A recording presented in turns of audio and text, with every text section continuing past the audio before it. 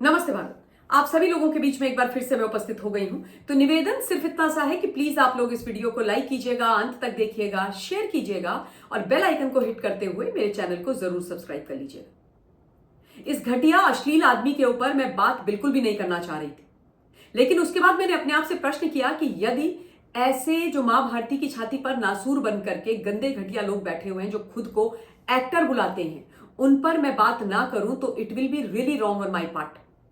इन लोगों को एक्सपोज करना, इनका भी इलाज करना, इनको जेल में भेजना उतना ही आवश्यक है जितना कि दहशतगर्दों, आतंकवाद के ऊपर और नापाक पाक के ऊपर बात करना आवश्यक है। खुलकर के बात करनी होगी, चाहे कितना भी गंदा कंटेंट हो।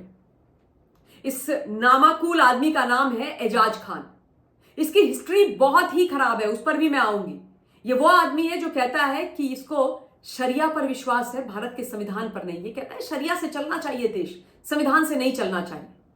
पर वो एकदम अलग विषय है, वो भी चीजें मैं आपके सामने रखूंगी। लेकिन अभी इसने एक रियलिटी शो के नाम पर हाउस अरेस्ट नाम का एक सेमी पॉर्न कंटेंट बनाया और उसको उल्लू ऐप एक है उसमें इसने जारी कर दिया।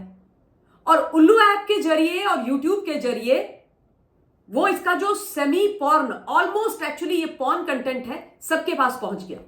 सोशल मीडिया पर इसकी क्लिप्स वायरल होने लगी और वो क्लिप्स जब मैंने देखी एक्स पर तो मैं उनको देख नहीं पाई। मतलब महिलाओं के अंग वस्त्र खुलेआम कैमरे के सामने उतरवाए जा रहे हैं, अश्लील भद्दी बातें की जा रही हैं, महिलाओं को ऑब्जेक्टिफाई किया जा रहा है। जो लोगों के बेडरूम की बातें होती हैं उन बातों को बिल्कुल कैमरे के सामने किया जा रहा है। यह अकेला एक पुरुष है, बाकी सारी महिलाएं और एक दो पुरुष हैं, और गंदा फिल्थी कंटेंट बना करके ऐसे उसको परोसा जा रहा है जैसे पता नहीं कितना बड़ा इन्होंने कला का काम कर दिया है। और ये सारी चीजें क्रिएटिविटी के नाम पर, सॉफ्ट पावर के नाम पर, कंटेंट के नाम पर, एक्टिंग के नाम पर ये लोग कर रहे हैं। और जब ये पूरे का पूरा कंटेंट बाहर निकला तो ऑब्वियसली देश के अंदर उबाल आ गया।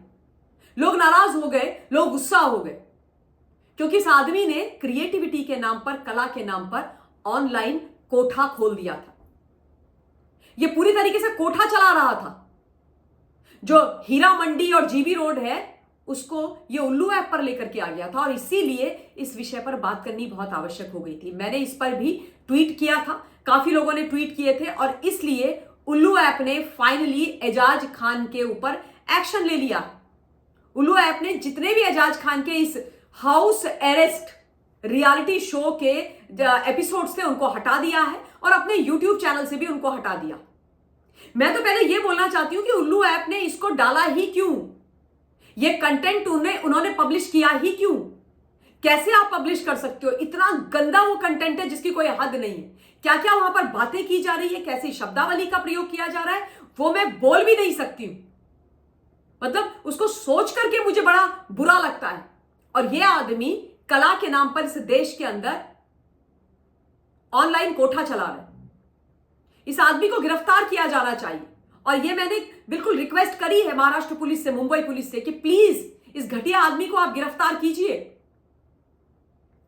त्वरित गति से, इमीडिएट इफेक्ट से इसको गिरफ्तार होना चाहिए। जब शिल्पा शेट्टी का पति गिरफ्तार हो सकता है तो एजाज खान क्यों गिरफ्तार नहीं हो सकता भाई? इसने भी तो सॉफ्ट पॉर्न बनाया। इनफैक्ट जो शिल्पा शेट्टी के हस्बैंड के साथ एक महिला थी जो वो सॉफ्ट पॉर्न वाला कंटेंट बनाती थी, जो जेल में गई थी, गहना वशिष्ठ, वो इसकी लीड एक्टर है इस पूरे के पूरे हाउस अरेस्ट के अंदर, जो अब हटा दिया गया है उल्लू ऐप के द्वारा।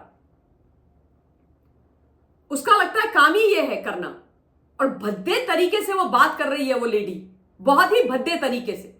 ये गंद तुमको परोसनी है भैया, चुपचाप अपने कमरों में परोसो। इस देश के अंदर इस तरीके की हरकतें बिल्कुल मत करो तुम, क्योंकि नग्नता की, फुअरता की, गंदेपन की, अश्लीलता की पराकाष्ठा को इन लोगों ने पार कर दिया। ये वो आदमी है जिसको 2018 में गिरफ्तार किया गया था ड्रग्स के मामले में। 26 महीनों तक ये जेल की सलाखों के पीछे रहा था। ड्रग्स खाना, मतलब ड्रग्स का सेवन करना, ड्रग्स का धंधा करना, ये तमाम चीजें ये कर रहा था। इसकी जो बीवी है, सम फलान her name is, even she got arrested drugs के मामले में ही। 6 महीने तक वो जेल में रही है। अभी वो छूटी है पिछले महीने जेल से। तो वाहियात खानदान है पूरे का पूरा, शौहर बीवी सारे के सारे ऐसे ही, सब इलीगल काम ही आदमी करता है। और इस देश के अंदर सांप्रदायिक तौर पर दंगे भड़काने के लिए भी यह जिम्मेदार रहा है। कम्युनल वायलेंस करवाने में भी यह कभी पीछे नहीं रहा है। इसने बहुत ही भड़काऊ स्टेटमेंट्स दिए हैं। फेसबुक पेज ये चलाया करता था एक, और उसमें लाइव आकर के धर्म के आधार पर कम्युनल वायलेंस करने की ये लोगों को शिक्षा दिया करता था, लोगों को उकसाया करता था, बोला करता था कि यहां पर अल्पसंख्यक यानी मुस्लिम खतरे में है, हमारे कब्रिस्तान छीन लिए जाएंगे, हमारे जो सारी मस्जिदें हैं वो छीन ली जाएंगी। 2014-15 में ये बोला करता था। आज 2025 में हम बैठे हुए हैं, कहां ऐसा कुछ हुआ है भाई? उल्टा नापाक पाक से दहशतगर्द आते हैं पहलगाम में और धर्म के आधार पर हिंदुओं को मार देते हैं। तो एजाज खान से पूछना चाहिए कि किसके साथ क्या हो रहा है भाई।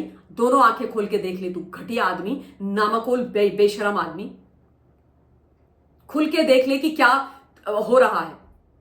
इस आदमी ने एक टिकटॉक करके एक सोशल मीडिया प्लेटफॉर्म था, उसके अंदर बड़ी भयंकर बातें करी थी। पूरे विश्व के अंदर धर्म के आधार पर कत्लेआम करने का आह्वान इसने किया था। इसने बोला था कि अगर हम अपनी पे आ जाएं तो पूरे विश्व के अंदर हम हाहाकार मचा दे, कत्लेआम कर दे। और अभी तो 56-57 राष्ट्र ही देश के अंदर इस्लामिक राष्ट्र हैं। अगर हम लोग कर देना खेल कांड तो पूरा विश्व इस्लामिक हो जाएगा, कोई राष्ट्र की कोई और आइडेंटिटी बची नहीं पाएगी। सारे विश्व के अंदर देश के जितने भी देश हैं वो सारे इस्लामिक नेशन हो जाएंगे। ये बात इसने बोली थी और बोला था कि हम लोग ऐसा करेंगे। अब आप सोचो, इससे ज्यादा खतरनाक कम्युनल वायलेंस का आह्वान क्या और हो सकता है। इसीलिए मैंने बोला कि इसका बैकग्राउंड बहुत खराब है, बड़ा ही खतरनाक किस्म का ये आदमी है। और जब इसने इस प्रकार की बातें करी तो फिर कम्युनल वायलेंस भड़काने के आरोप में इसको फिर से 2019 में गिरफ्तार किया गया था। मुझे समझ ही नहीं आ रहा है कि इसको जमानत कैसे मिल जाती है। मतलब इसका रिकॉर्ड, पास्ट ट्रैक रिकॉर्ड तो देखिए आप कि किस तरीके का रिकॉर्ड है इसका। और उसके बाद इन लोगों के ऊपर जब एक्शन होता है तो ये लोग विक्टिम कार्ड खेलने के लिए बाहर निकल आ जाते हैं। बोलते हैं क्योंकि मैं एक पर्टिकुलर रिलीजन से आता हूं, समाज से आता हूं, इसलिए मेरे ऊपर एक्शन होता है। ये क्रिमिनल है। ये कोई इस यहां का वहां का आदमी नहीं है, ये क्रिमिनल है। ये ड्रेडेड क्रिमिनल है, ये खतरनाक आदमी है, ये दहशतगर्द है। भारत के अंदर बैठा हुआ केवल दहशतगर्दी वही लोग नहीं कर रहे जो पहलगांव में पहुंचे, ये भी किसी दहशतगर्द से कम नहीं है। पोर्नोग्राफिक कंटेंट बनाना, ड्रग्स का धंधा करना, ड्रग्स का सेवन करना, कम्युनल वायलेंस फैलाने के लिए लोगों को उकसाना, ये तमाम चीजें ये आदमी करता है। इस पर तो बहुत कड़ा एक्शन होना चाहिए। और अब मैं ये बोल रही हूं कि इसकी गिरफ्तारी होनी बहुत आवश्यक है। खबरें जो आ रही हैं उससे यही जानकारी मिल रही है कि भाई इसकी गिरफ्तारी हो सकती है और बिल्कुल होनी चाहिए। समय रैना का जो शो था उसमें जो रणवीर अलाहाबादिया आदि ने बोला था जो गलत था, उस पर इतनी हाई तौबा हो गई थी, हाहाकार मच गया था। लेकिन आज मैं देख रही हूं कि वो जो इकोसिस्टम वाला गैंग है जो उस समय नाच रहा था वो आज चुप है। उनके मुंह में दही जम गई है, सुई पटाखे सन्नाटा उनके खेमे में छाया हुआ है। सारे के सारे एकदम गायब हो रखे हैं। कोई नहीं बोल रहा है एजाज खान के विरोध में। इतना गंदा घटिया कंटेंट वो परोस रहा है, कोई नहीं बोल रहा है। पूरा गैंग एकदम चुप है, पूरा इकोसिस्टम, पूरा टूल किट गैंग चुप है जो उस समय नाच रहा था। भाई हमने तो तब भी बोला था गलत है, अब भी बोल रहे हैं गलत है। अब बोलो अगर तुम्हारी हिम्मत है बोलने की तो है। उस समय तो यह हालत हो गई थी कि उनके घरों पर, उनके परिवार वालों पर अटैक कर दिया था जो कि गलत था। और एजाज खान के साथ ये लोग खड़े हैं ठीक उसी प्रकार जैसे दहशतगर्दी, दहशतगर्दों और नापाक पाक के साथ खड़े हैं। और इसीलिए मैं फिर से बोलूंगी कि मीर जाफरों की फौज बैठी हुई है मां भारती के छाती पर, मां भारती को दुख और वेदना देने के लिए। इनको पहचानिए और इन पर एक्शन लीजिए। इनकी नेमिंग और शेमिंग कीजिए। हिंदुस्तान बहुत जरूरी है क्योंकि यह देश हमारा है। इस देश की जिम्मेदारी हमारे कंधों पर भी है, केवल हमारे द्वारा चुनी हुई सरकार के ऊपर नहीं। और हमारा सौभाग्य है कि आज हमारे पास ऐसे प्रधानमंत्री जी हैं जो देश के लिए काम कर रहे हैं। इसलिए हमें भी अपनी जिम्मेदारी निभानी है, अपनी आने वाली पीढ़ियों को विकसित भारत देना है, ऐसे गंदे लोगों को उस भारत में नहीं रखना है। इन्हीं शब्दों के साथ, इसी आह्वान के साथ इस वीडियो के लिए इतना ही। बहुत बहुत धन्यवाद। जय हिंद।